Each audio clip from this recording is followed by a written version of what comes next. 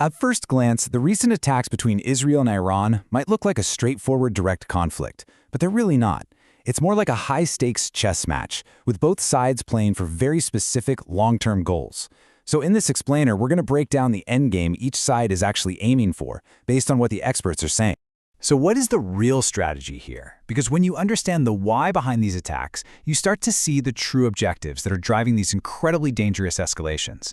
This isn't just about simple tit-for-tat retaliation, it's about forcing a very specific outcome. Okay, let's start with Israel's objectives. Analysts point out that Israel isn't just reacting to things as they happen. No, its moves are being guided by three very specific long-term goals. And here it is. This is Israel's endgame, laid out in three parts. The number one priority, the thing that is absolutely non-negotiable, is making sure Iran never, ever gets a nuclear weapon. To guarantee that, goal number two is to take apart their ability to build advanced, long-range missiles, the exact systems that could deliver that kind of weapon. The thinking here is pretty clear. If you can neutralize the nuclear threat and their delivery systems, you fundamentally weaken the current regime's power, which could lead to the ultimate goal, its eventual collapse. So how does Iran push back? Well, it knows it can't win a conventional, head-to-head fight against the combined military power of Israel and the US. It just can't. So instead, it plays a totally different game, an asymmetrical one. And this is exactly what an asymmetrical counter is all about. You don't go after your opponent where they're strongest. You don't just run straight into their iron shield. Instead, you look for a weaker but still related target, a vulnerability, and you hit them there to get an indirect advantage. It's a calculated and run around their main strength. And here's how that logic actually plays out in practice.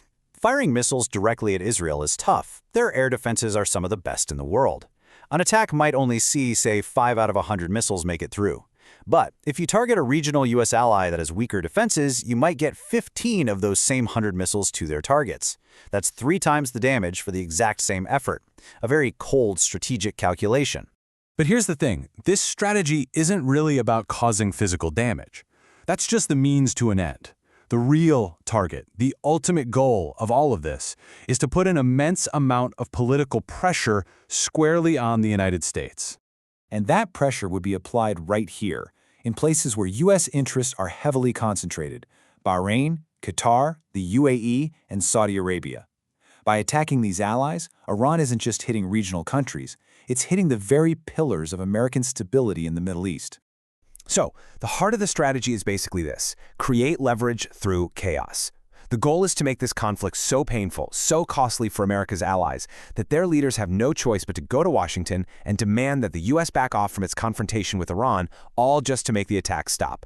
But, and this is a big but, this strategy, as clever as it might seem on paper, comes with a gigantic risk. By its very design, it pulls other countries into the fight, risking what was a contained conflict spiraling into a much, much wider regional war. And just to put that effectiveness into perspective again, remember that example we saw, 15 missiles getting through versus 5? That means this strategy is viewed as being potentially 3 times more destructive for the same amount of effort. That's a powerful incentive for sure, but it comes with a massive, massive catch. And this is the unavoidable flaw baked right into the strategy. As the analysis concludes, this approach doesn't contain a conflict. It intentionally widens it. By dragging other countries into the line of fire, it turns a two-sided standoff into a potential regional firestorm. Which leaves us with the big, final question. Is Iran's strategy a brilliant gambit to force the US to de-escalate, or is it a dangerous miscalculation that's going to drag the entire region into a devastating war? The answer, whatever it is going to define the future of the Middle East. And right now, both sides are betting they know exactly how it's all going to play out.